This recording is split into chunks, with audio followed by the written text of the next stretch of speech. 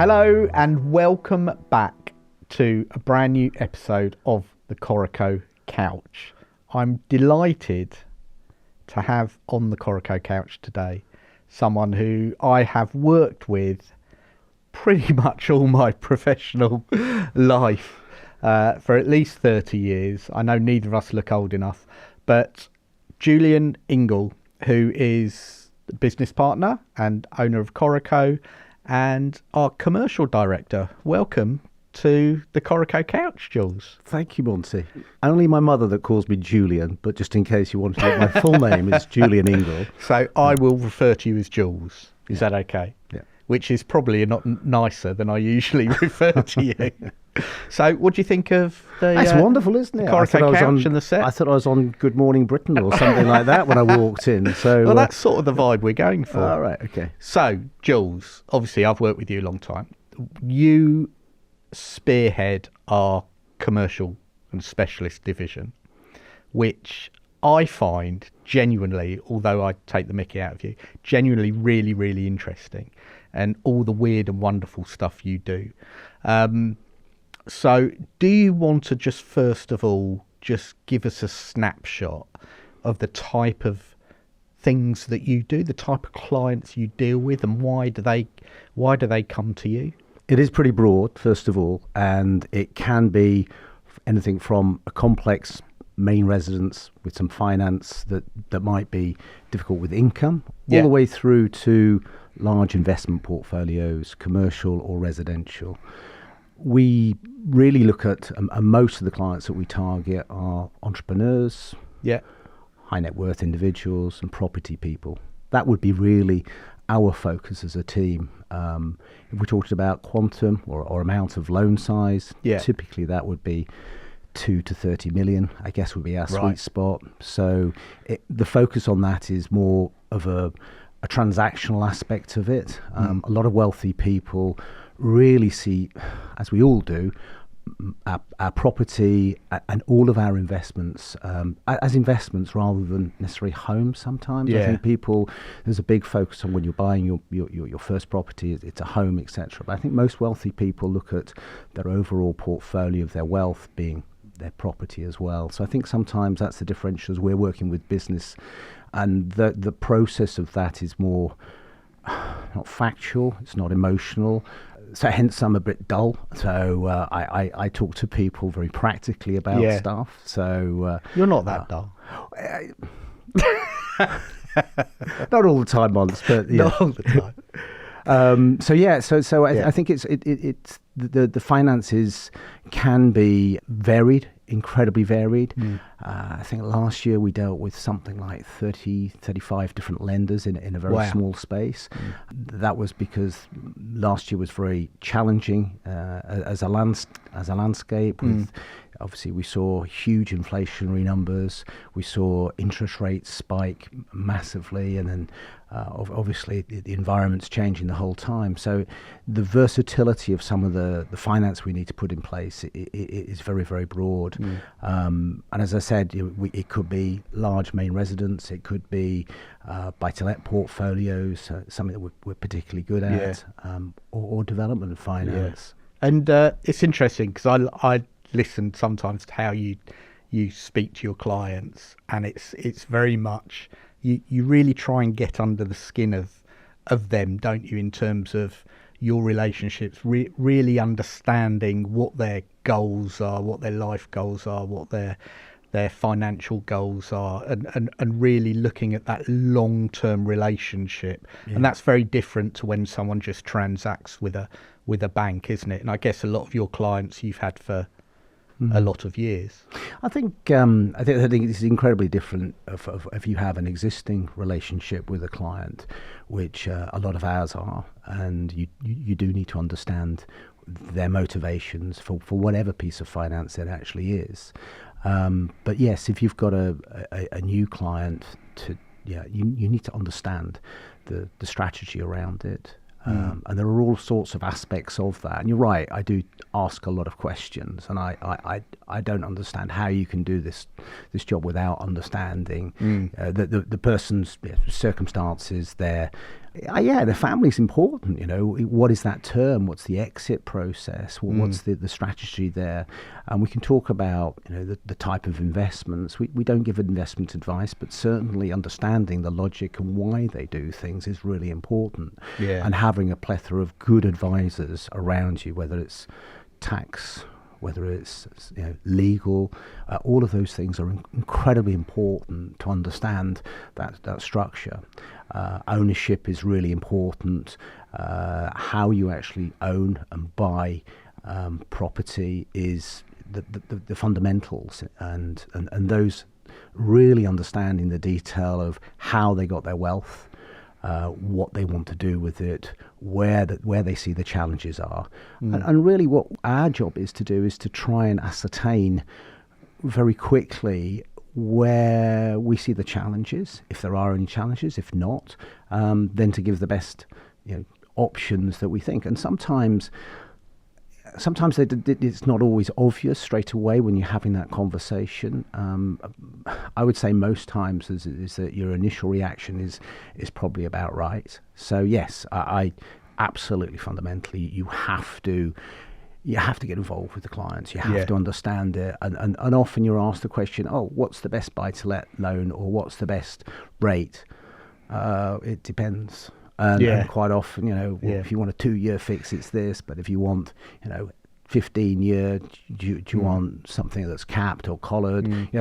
There are different mechanisms within it. Yeah. So let's look at commercial mortgages, because some people, there's a lot of commercial mortgage brokers, but actually, what do they actually do? How do you break up commercial into different subsections, and what do you mean when you talk about commercial mortgages? Yeah, I think commercial is just a very broad word. Yeah. But let's what we might understand as what commercial is. When you say commercial mortgages, it could be someone wants to buy their own fish and chip shop. Or it could be a solicitor that wants to buy their own office and there's a flat above it. Or it could be someone's buying the BT tower and it's a commercial facility to convert it into something else. The range of commercial is quite large. And I think sometimes people use that term of commercial. It can be quite broad. I mean, a commercial loan could be some residential, some commercial. So the asset class is not necessarily the important factor.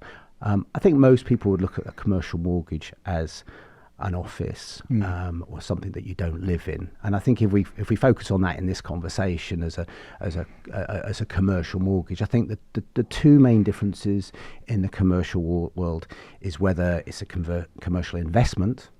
So that's if someone else is actually using it, or it's a commercial, what we describe as owner occupied. So that's basically if you run your own business and you buy it, you're buying a property to run your own business in. Yeah. Most of what we look at is commercial investment, if I'm honest. That's what we bring most value to the table with. And the commercial investment could be a combination of different asset classes. Normally offices, could be warehouses. The commercial property could be quite anything, extreme. So the commercial investment is what I think we spend most of our time looking at. When you look at a commercial investment property, there are lots of different factors to consider. How do you guide your clients through what's needed, and what are the steps that someone needs to take, and all the things they need to think of? So commercial investment. So what do I do when someone calls up a commercial investment inquiry? I think there are a number of factors, and I'll try and précis them into 4 or 5 topics. First of all, the location of the property is really important. Is to understand that's important in terms of assuming that the property is occupied. First of all, So I know that sounds very obvious, but you could buy a property that has a tenant already in there, or a property that doesn't have a tenant in there. And I know it's very obvious, but that's the starting point of it. Assuming it has a tenant in there already, then what's the important thing is to look at the lease. The lease length could range from 6 months to 20, 30 years. And broadly speaking, the longer the lease is, assuming that it's a good quality company that's sitting in there that's robust. I mean, ideally, and lenders look at that tenant then. Yeah, as, absolutely. As something that's yeah, important. I mean, that's probably the most important Right, factor. Assuming that it's a long length lease, assuming that, let's say, we've got more than 10 years on the lease, then the transaction itself, the loan itself, is relatively straightforward, assuming that the lender's happy with the tenant itself. So the company, and they'll look at the company, they'll want to understand its trading ability to pay the rent. Yeah. Okay, so, can they afford to pay the rent? If they can afford to pay the rent, then we move on to the next process. What you typically find if it's a long lease property, a long lease, is that you tend to find that the yield, and then describing what a yield actually is, but the yield is going to be lower. I know that's opposite way round to what you'd normally expect, but so it's a lower. So that means that the value of the property typically on the lease is more. So what you'd have is, most instances, you would have a lower loan to value on that loan versus value. Yeah. So the lease term is really important. If you don't have a tenant in place, or if it's quite a short lease, then what then becomes really important to the bank is the ability for that property to be used by another tenant, Right. or the replacement tenant coming in. Yeah. So let's say the lease has got 6 months or 12 months to go. Will a bank still look at it? A lot of the high street, and I say the high street, the most of the larger banks that we would all know, the household names, would probably struggle with a lease that is short. It's only got 6 months to run. Depending on what they feel, or the surveyor feels, is the likelihood of getting a new tenant in place. And that is what's really important, is the location and the ability to that to be relet. Yeah. And as we know, like the changing landscape and the high streets and the world that we're living in at the moment is an incredibly important factor. And what about the borrower themselves? Yeah. So they look at the asset, obviously, from their point of view, but is it still more difficult for someone to do this if they haven't got experience? Do lenders like more experience rather than less experience? Or if someone's coming to it for the first time, what do they need to show? Absolutely. First of all, the borrower is really important. If they've got experience, that will be not a prerequisite, but I would say that in most instances, a borrower that doesn't have commercial borrowing experience, hasn't got a property already, is a bit more difficult to do. And if they've got no other property experience, sometimes you might have a situation where you've got a landlord, a borrower that's got lots of residential property, and they're trying to, with this challenging market at the moment, is move across into slightly different asset classes. You sometimes get a semi-commercial, which is residential with commercial as a mixture. You might get that. And then the commercial is the next step. So they've got experience of running a portfolio of property. They have so it is important. And sometimes, if you're a wealthy individual that has other significant assets, sometimes the lender will see through those things. But in the main, you should have experience in the commercial borrowing sector. That does obviously beg the question, is how you get started in the first instance. Well, exactly, So, but it's a combination, and people tend to work up. I mean, if you were trying to buy a property for, I don't know, 10, 20 million pounds, and that's the first time you've done it, you're going to struggle unless there's a very good reason behind, what that process is of understanding that asset class. And it's a combination sometimes. If you had a great, a very strong commercial asset, then a lot of the lenders would probably look less at the actual borrower themselves and would look at the overall covenants of the tenants. So it's a combination of factors. But to answer your question, they do need experience, and yes, they do look at the borrower, and it varies from borrower to borrower. So it's It's quite a complex market from what I've seen. You mentioned how many different lenders that you've dealt with, and certainly that I've seen you deal with these names of lenders that I've never heard of come up. Is that one of the main selling points of, say, someone actually coming to you? So and actually, I've asked this before in terms of pre 2008 2009 in the credit crunch. People had a lot more. They seemed to have relationships with their banks where they could just phone up and get deals approved, but that sort of changed. And actually, I know that you started talking to a lot more different variety of borrowers because that banking relationship suddenly ended, or banks decided, actually, I'm not going to be in that sector anymore. So what are some of the main advantages of coming to talk to you, apart from you're a fun, nice guy? Okay, maybe not when we talk, but I think there are a number of questions there that we need to look at.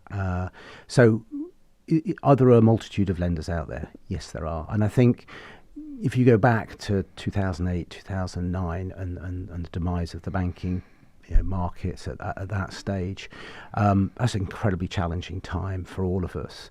And yes, there was a shift. I think there was a lot of the high street banks were a lot more flexible, their understanding. And I think since over the last 15 years, it's become a hell of a lot more difficult to arrange finance. What you found over the last few years is that you've had new lenders coming up, and especially in the short-term market space. And I'll talk a little bit about that. But I think generally the spread of lenders and how we would look at it is we would look at the high street first of all as lenders, although who knows what the high street is these days. And then you look at what we describe as the challenger banks. Challenger banks are a little bit more aggressive in terms of their lending stance. They charge a bit more, but you tend to find there's a lot more flexibility with how they approach things.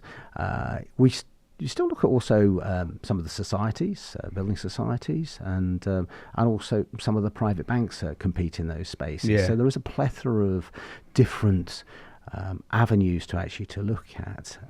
I would say that if we're talking about the commercial space, it has been really tough the last couple of years, especially in terms of values, and that's a changing shape of how the high street and how the markets are reacting post-COVID, and the views that we have now of our working life. So especially offices are more challenging to finance. And that's your expertise, actually someone trying to research that themselves, coming to you, all the lenders, which lenders are maybe in that particular sector this month or out of it, and actually you can hone down that market choice relatively quickly. There are 2-3 factors I would say that when you're choosing a lender, and a lot of that's going to be driven by the amount that you want to borrow in the first instance, the conditionalities around it. You tend to find that some of the commercial loans, especially for the larger facilities,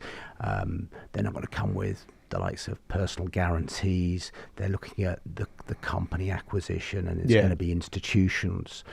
What we tend to focus on is the SME market, the smaller market, which tends to be family offices rather than the larger institutions. It doesn't mean that we don't, but we bring value to the table of, as I said, probably 2 to 30 million as a loan size, and that's been incredibly varied over the last few years, and we will know who has appetite. And to your point, why do we deal with so many? Is because the appetite of the lenders do change, and they change in terms of their recent experiences, what their challenges are, and their strategy as a lender on what they want to compete at.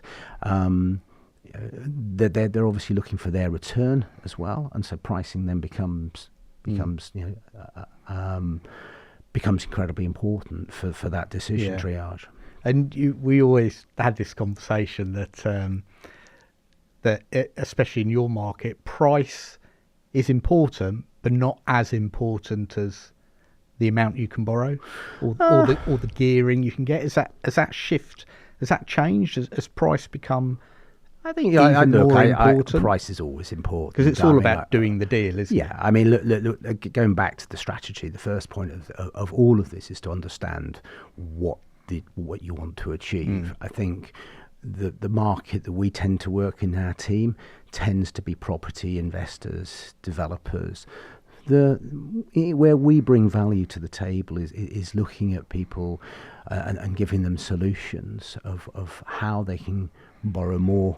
The gearing, as you say, is incredibly important, as the IRR, the return that they can actually get as an investor. Typically, depending on how much you're borrowing and what the rates are, improves by the smaller amount that you can actually put into a transaction, and where that equity, where the cash comes from. Typically that cash element into a transaction is one of the most important points. And where does that come from? If they haven't got it, they probably have to go and find another investor to join them. So I think what will be interesting, Jules, is to paint a picture of some of the type of deals that you've dealt with. I always say it's weird and wonderful, but are there a couple of deals that sort of stand out to you where you've had something that didn't quite go to plan, you worked it out, something you did that was really good for the borrower? I think it goes back to that question that you asked some time ago, and that was me asking a lot of questions. Yeah. And that's what I think the team always does, is that we ask questions until, to understand what that situation is. But sometimes things just don't go to plan. So left field, they didn't have as much cash as they thought they were going to do, or a transaction doesn't happen. So I think the big question here is fundamentally is asking, where the problem is. And quite often what happens is that I wouldn't say sort of like the client, the borrower hasn't necessarily explained everything, but that they probably haven't explained everything that they needed to explain in certain circumstances. Something happened the last 6-12 months. We had a new client that was had bought a restaurant, and it had 3 or 4 flats above. I think it was a week after completion, there was a fire, a major fire, in the restaurant, and it literally had took out most of the building in smoke damage, etc. So it was still structurally fine. But that was a week after he bought the property. So there's lots of questions around that in terms of how you deal with it. The client had put short-term finance on it to begin with, but the solution there was to work with lenders that understood the background of how that was. You've got a restaurant, first of all, which is sometimes a bit more challenging to finance, and flats above. So there's no income coming in for some time. So how do you deal with a commercial asset that has? So what we typically do is you put some short-term finance on it, and those are typically more specialised lenders that understand circumstances, and they'll be looking at the overall asset. So they'll look at the restaurants, and they'll look at the flats above, and they say, okay, what's that value? And they'll lend just purely on what that value is as it stands. So you were able to do that? Yeah, so we just put some finance on to begin with, and then afterwards we put a longer term loan once the works had actually been done, because it was unexpected works. So it was it's £500,000 worth of extra money that had to be sent to refurb the flats and things, and that was.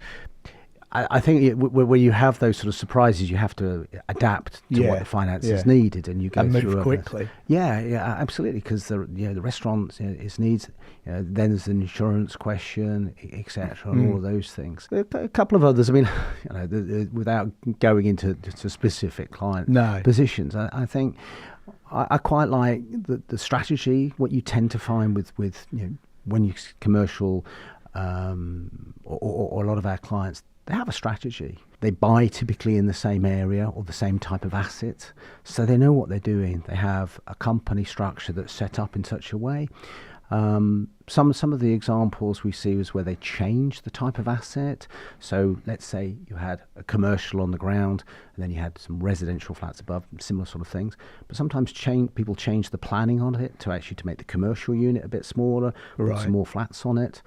thinking of specific examples, I think one of the most challenging spaces, I think, over the last few years is this commercial investments, which we've been talking about, is the landscape change in the market and how we're all adapting to this position. And it's that position of what you're doing with your, when you have properties that are unlet, what do you do at that stage? And you have to give solutions. And it is the best thing just to change the actual property itself. You look for development opportunities on it. You were asking about examples then, Mons, of aspects of things that are interesting. We had it was a dental practice in central London, and they were considering buying or moving the house into, or the building into residential. And so what we were able to do was put some finance on it, and we worked with one of the private banks. The wealth was there to actually to be able to afford everything, and they were happy that we could convert the commercial property into a residential unit. Right. Yeah. The cost of doing that was quite substantial, but the reality was that the building wasn't structurally changing significantly. The process took 6 to 12 months. The bank was happy to actually to lend on normal terms, albeit slightly increased whilst the actual conversion was happening. But because the loan was relatively low on the property value overall, they liked the client. We were able to move it from commercial into residential, and I think that's one of the big things that a lot of people are doing at the moment. I was going to say, you're seeing the asset class is changing, and the circumstances. There's been a lot of chat about what do we do with the high street? How does it change? Should we make it more residential? Yeah. And so I think people have had to adapt their positioning on things. Is that pub, can that still be used? Has that bank stopped? Is that bank still got that footfall? So it turns into a restaurant or whatever we're actually going to. So I think. Yeah, we see that a lot at our high street. Especially like the banks that are closing and what they're going to turn into, and it's quite interesting. Yeah. Thank you, Jules. Well, I've really you, enjoyed that. Oh, no. Good to see you. Yeah, it's good to see you. It's good to see you. And it's great to see you. And thank you so much for watching and listening. And if you have any questions, then Julian and his team are always around. So please do get in contact with us. Until next time, let's see who is next on the Coreco Couch.